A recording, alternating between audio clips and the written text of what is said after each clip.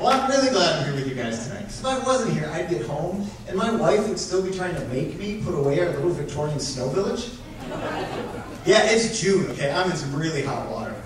Because last December I thought, I'm going to make this whole thing more realistic. So for about half the homes, I put little foreclosed signs. Yeah, it gets worse, hang on. I got on my popsicle sticks, boarded up some of the windows. I took my drill and put holes in a bunch of them to make it look like the copper pipes have been stripped out. Santa's sleigh is up on blocks because somebody stole the runners. If you look really close next to the model train, there's a bunch of hobos standing over a fire boat, warming their hands, with little fingerless gloves. Because I think those details are really important, right? I took my highlighter, made some of the snow yellow. Because that's actually how mature I am right there. We established that right off the bat.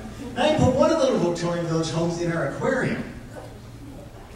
Can you guess why? Because it's underwater, exactly.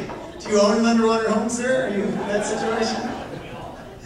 But now I've drawn a line in the fake snow. I've decided I'm not going to put them away. It's not going to happen. I'm just going to wait for Wells Fargo Mortgage to come and take them. Well, it's really great to be here. I'm so glad to be here. Good Friday night. Last Friday night, I was performing a show over in Wisconsin. I love Wisconsin. Any cheeseheads here tonight? Where are my cheesehead folks? All right, a few folks. Oh, don't give me the cheeseheads. Wisconsin's awesome. I live in Stillwater, right on the Minnesota-Wisconsin border. You gotta say this about Wisconsin. It's the only state I know where they serve beer, brats, and cheese. All this at a fundraiser for heart disease. Those guys are my people, right? They can attest to that. And on the way to the show, I passed a geodesic dome. You guys remember those, yeah? Stuck to the side of it with a mobile home. That's the hard thing about having a geodesic dome. How do you add on, really? Also proved in rural western Wisconsin, they have no zoning laws whatsoever. The geodesic dome, the home of the future. The mobile home, the home for those whose future is a little uncertain. All right, well, let's talk about this right away, because you guys have been looking at it since I got up here, right? Yes, I have a ponytail, all right? I'm well aware they haven't been in style in decades. I know. You see, they're laughing already, right there. I have long hair just because I'm a big cheapskate. I'm just too cheap to get a haircut. I don't cut it, it just keeps growing. But on the plus side, I've got a couple little nieces, and they like to do French braids and other cool stuff like that. I'm way more popular than Totally Hair Barbie. And our completely bald Uncle Steve. Who's here tonight? Hey, Uncle Steve, how you doing? You're getting picked on a lot tonight. Sorry about that. I think it's the glare off the light, so next time we'll move you to a different spot. So it's so fabulous. And I don't have the kind of ponytail that makes you think Fabio or Steven Seagal. Yeah, I'm checking some ladies' eyes. They're thinking, nope, not even close. I have the kind of ponytail that makes you think tech support. Right? That is it. Although I don't seem to be able to actually raise the mic boom, which would be even better. Yeah, this ponytail and a pair of khaki pants guarantees me an interview at Geek Squad. Yeah, Monday morning when you want to get back online at work and pretend to be working, but you're just checking your Facebook page all night long. Who are you going to call? A guy with a ponytail, right? Right there, for sure. Well, when I was a little kid, I always wanted to have long hair, but my parents are thrifty Minnesotans, of course, so they subjected me to the Minnesota bowl cut.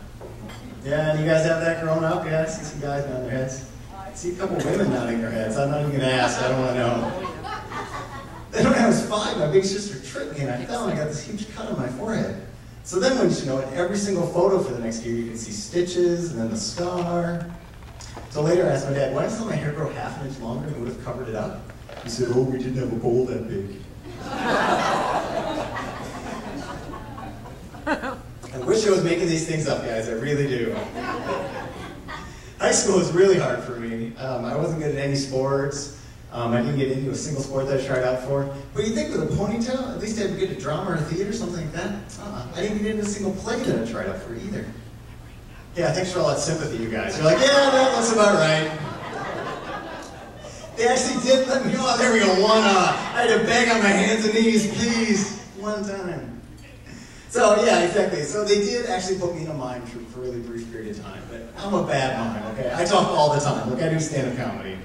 So I quickly got demoted. I'd become the techie. I'd run the music and the lights and all that stuff. Then when it came time to apply for colleges, you've got that line where you're supposed to write your activities. I had nothing. So I literally wrote, I used to run the soundboard for a mime troupe. they still let me in. That's here for state schools, right? In Wisconsin. See, it all comes back. Right there. I was out to lunch recently with some female coworkers, and the waitress comes up behind me and says, "What would you ladies like for lunch today?" So I turned around and said, "A salad." Because that's what manly men with ponytails have for lunch these days, right? She didn't blink an eye. She just said, "Well, what kind of dressing do you want?" I don't think the fact that I had a goatee was enough to convince her that I wasn't a lady.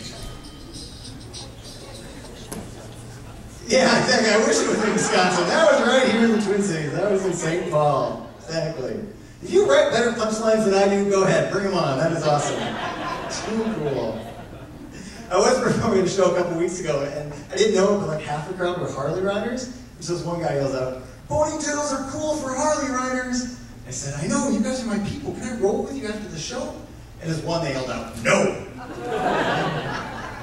Not even after I promised them free tech support. So this past winter, I took up curling.